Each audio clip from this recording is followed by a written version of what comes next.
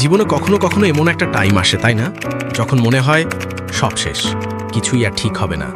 চারপাশ ঘুটঘুটে অন্ধকার, আর মনে হয় এই লড়াইটাতে আমি একদম একা, কাউকে পাশে পাচ্ছি না। কিন্তু শোনো, ঠিক যেই মুহূর্তে তোমার মন বলবে আর পারছি না, সেই মোমেন্টে শুধু একটা কথা মনে রেখো, তুমিই পারবে বস। একজন ছেলের কাহিনী বলি, নাম তার রিচার্ড।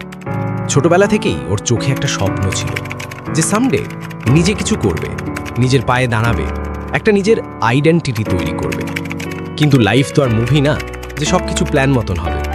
পরীক্ষায় রেজাল্ট খারাপ হলো, একটা ভালো চাকরির জন্য ঘুরে বেড়াচ্ছে, কিন্তু প্রতি ইন্টারভিউ থেকে শুধু রিজেকশন। বন্ধুবান্ধবরাও পেছনে হাসাহাসি করছে। সব মিলিয়ে রিচার্ডের কনফিডেন্স একদম জিরোতে নেমে গেল। ও নিজেই নিজেকে বিশ্বাস করা ছেড়ে দিচ্ছিল। একদিন রাতে ও ভাবল, হয়তো আমার দ্বারা কিছু হবে না, maybe I am just not good enough. আর ঠিক তখনই ওর বাবা ওর কাঁধে হাত রেখে একটা কথা বলেছিল, একটা সিম্পল কথা যা রিচার্ডের পুরো চিন্তা ভাবনাকে ঘুরিয়ে দিল।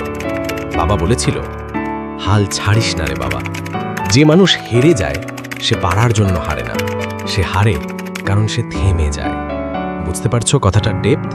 The only way to lose is to stop playing. ওই কথাটা যেন একটা আগুনের মতো জ্বলে উঠল রিচার্ডের ভেতরে। ও বুঝতে পারল আসল প্রবলেমটা বাইরের সিচুয়েশনে না, আসল ব্লকটা ছিল ওর মনের ভেতরে। ও আবার নতুন করে চেষ্টা শুরু করলো। এবার আর বড় বড় লাফ না, শুধু একটা স্টেপ, তারপর আরেকটা স্টেপ, প্রতিদিন একটু একটু করে, কিন্তু কনসিস্টেন্টলি। দিনে অল্প কিন্তু রেগুলার।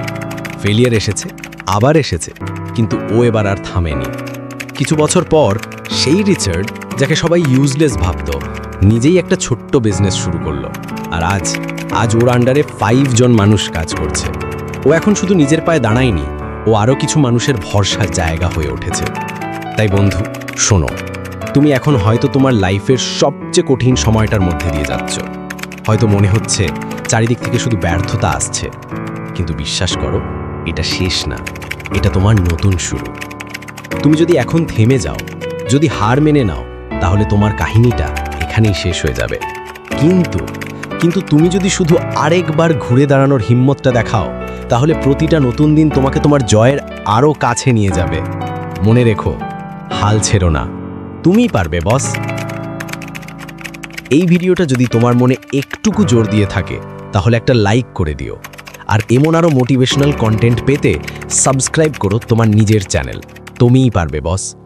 আগামী ভিডিওতে আবার দেখা হবে। ততদিন পর্যন্ত মনে রেখো, তুমিই পারবে।